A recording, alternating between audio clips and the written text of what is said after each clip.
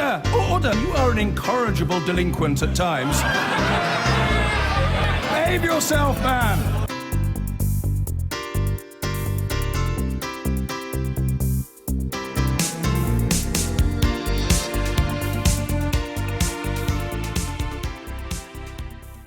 Now, every new MP thinks hard about their first speech in the House of Commons. It's a chance to praise the constituency and raise some issues that are close to their heart. But there's a convention that, on the whole, they're pretty uncontroversial.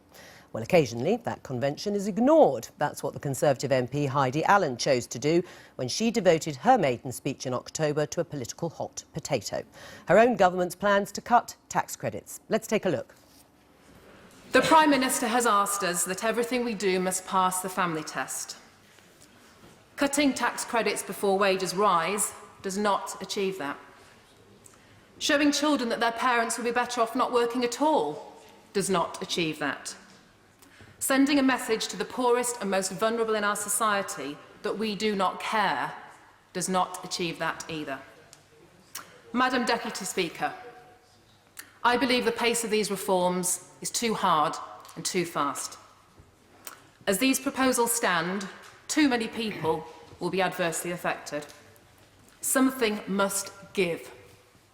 For those of us proud enough to call ourselves compassionate Conservatives, it must not be the backs of the working families we purport to serve.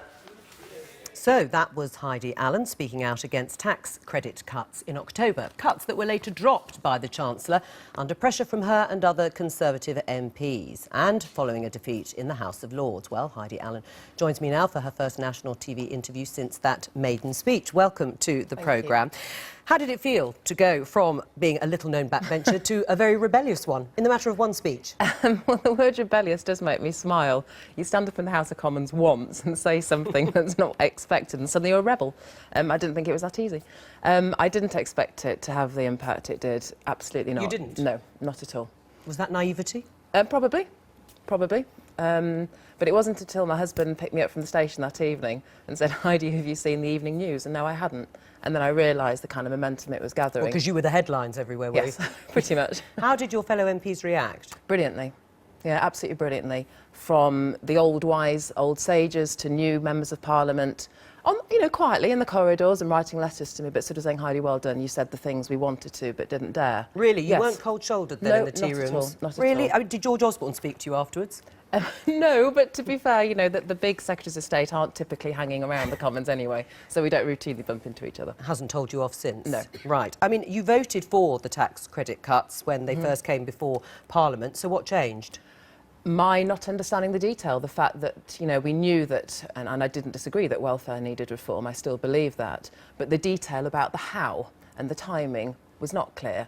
And I'm on the Work and Pensions Select Committee also, and we were doing a lot of work into the research, and it just became clear to me that the detail just didn't stack up. Right. I mean, do you think most MPs didn't understand the changes and then did, or stuck to their guns in terms of your colleagues? I think everybody started to understand the changes, but it's just whether they were content with that or brave enough to say, actually, we don't agree. I mean, you stood on a manifesto for £12 billion of savings to welfare, so where would you make them?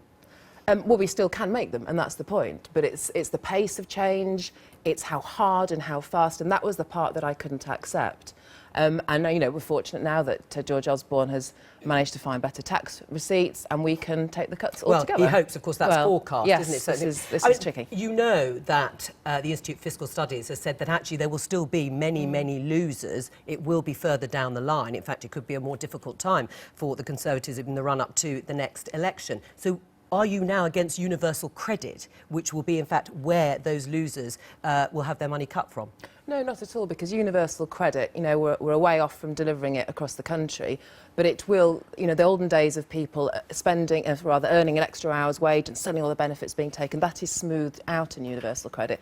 And crucially, it gives people longer to prepare. That was the bit that I couldn't swallow, sorry, next April, gone. No Right. time to adjust your life at all. Right, but they will still lose the money. So, yes, there will be a transition period for some people, Yeah. and there will be a chance for higher wages for some people to have increased. But the cold, hard reality, according to the IFS, is that people could still lose over £1,000. That'll still be hitting those people you said couldn't be hit this time round. Yes, but they, as I say, they will have longer to adjust to that. You know, as you mentioned, that the minimum wage, the tax thresholds would increase, and it gives people time to prepare to take on board the free childcare, etc. But doing it overnight would give people no chance to change their lives at all. And we have to support people through this change. And part of universal credit is having somebody with you, helping, you know, discuss what things can we do. You know, can you look for extra work? What's the childcare situation? And being mentored, if you like, through that change. Now, you said your colleagues reacted brilliantly. You seem to have made friends already with the Shadow Work and Pension Secretary. He mentioned you there in the interview. Is it a worry for you that you're being lauded by the other side?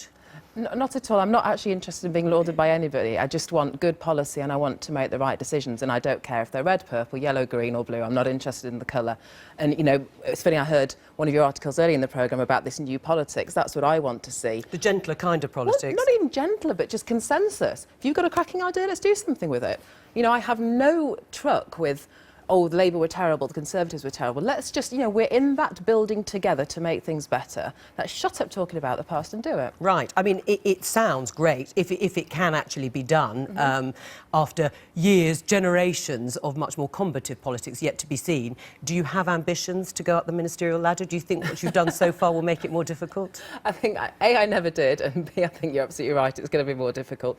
But, you know, that's a great sense of freedom, because if I didn't come into this to clamber up that greasy pole, then it doesn't matter, because I'm free. And that's a fantastic feeling, so long as my party don't deselect me, of course. Oh, well, you've neatly moved on to our next subject, Oh, Heidi Allen. fantastic. Thank you very much.